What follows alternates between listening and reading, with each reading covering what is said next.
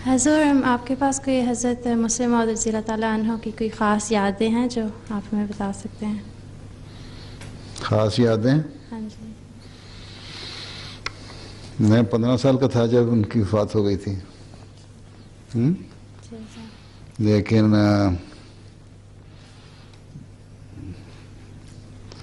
एक तो ये है कि मेरे नाना थे, सही सर। बावजूद इसके कि कभी कुछ नहीं कहा, लेकिन अदब एहतराम इतना था कि बचपन में मुझे नहीं याद कभी हमने कोई ऊंची आवाज़ में उनके सामने कोई बात की हो।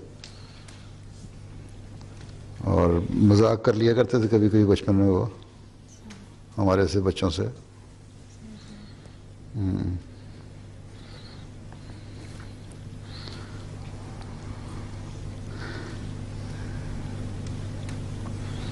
और आपसे कोई वो नसीहतें, हाँ, कोई नसीहतें करते थे जो? नसीहतें नसीहतें कोई नहीं याद, अलबत्ता मुझे तो सिर्फ जलसा आखिरी याद है रफा में जो हुआ था, सालाना जलसा, जिसमें मैंने तकरीर करते सुना था। अल्फाज तकरीर तो नहीं याद, 10-11 साल का था। उसके बाद वो बीमार हो गए, 4-5 साल जलसा अटेंड नहीं किया उन्होंने। तो लेकिन उस वक्त भी उनकी तकरीर का अंदाज़ और जोश बड़ा अच्छा होता था। उस ज़माने में इतना साउंड सिस्टम भी नहीं था, लेकिन ये कादियान में भी जो साउंड सिस्टम शुरू हुआ है, मेरा ख्याल है 33-34 में पहली दफ़ा आया। उससे पहले बग़ैर उसके ही बोला करते थे और बड़ी ऊंची आवाज़ में तकरीरें होती थी, बोलना पड़ता था गले फाड़ फाड़ के। तो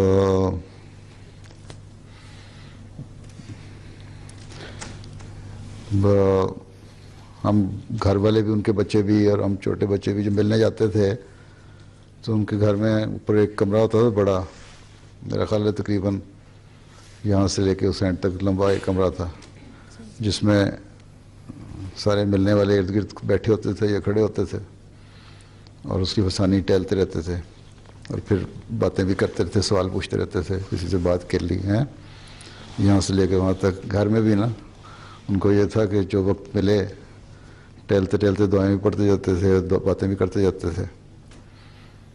और क्या, एक दफ़ा मैं इज़्ज़त और एहतराम की बात बताता हूँ। मेरे दादा जो थे हज़रत मिर्ज़ा शरीफ अहमद साहब, वो उनके छोटे भाई थे।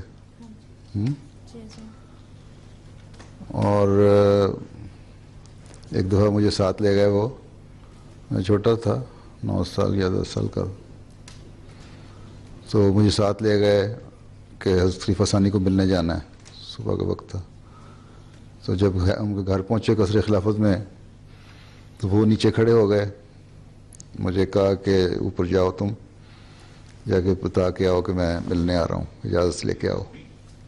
छोटे भाई थे, लेकिन इस तरह नहीं कि खोला दरवाज़ा अंदर घुस गए घर में, जिस तरह हमारे हर आजकल होता है। पहले मुझे भेजा ऊपर जाओ, बस छोटी आपा थी उस वक्त वहाँ जाके मैंने उनको कहा कि इस तरह मेरे दादा को हम अब्बाजान कहते थे कि उन्होंने मिलने आना है। हसली हसानी को पूछा, वो लेटे हुए थे, उन्होंने कहा ठीक है आ जाएं, बात करनी थी। फिर मैं नीचे आया, उनको बताया, फिर वो ऊपर गए। फिर वहाँ छोटी आपा ने, उम्मे मतीन ने कुर्सी रखी थी सिरहाने उनके, जहाँ वो लेटे हुए थे ना सर की तरफ, बैठने के लिए मिर्ज़ा शरीफ अहमद साहब की। तो वो उन्होंने कुर्सी हटा दी और नीचे बैठ गए। और जो भी बातें करनी थी, मुझे बातें तो नहीं याद, 9-10 साल की उम्र में क्या बातें थी, तो जो भी बातें थी की, उसके बाद बड़े एहतराम से उठे और आ गए। और वो जो, बस ये मुझे तासुर है कि उन दोनों भाइयों की जो बातें हो रही थी ना, जो अपनी जमाती बातें हो रही थी, लेकिन उसमें भी आपस का एक ताल्लुक़ और मोहब्बत और प्यार का इजहार दोनों तरफ से चल रहा था।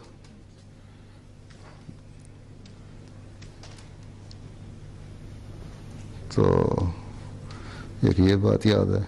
वफ़ात के वक्त मुझे याद है कि मैं घर में सोया हुआ था, तो मेरे बहनोई उन्होंने आके बताया कि जल्दी आओ, खलीफा सानी की तबीयत ख़राब है, मुझे याद बताइए वफ़ात कब कब बताया शायद। 12 मैं और मेरा बड़ा भाई हम दोनों गए दौड़े हुए, तो वहाँ गए तो सारे लोग इकट्ठे थे। इर्द गिर्द वहाँ जाके उन्होंने देखा वफ़ात हो चुकी थी उस वक्त। वो एक तसर है, सराहने उनके एक तरफ खलीफा मसीह सालिस खड़े थे और एक तरफ खलीफा राबे खड़े थे और बाकी बच्चे उनके थे। इन दो को तो मुझे याद है अच्छी तरह।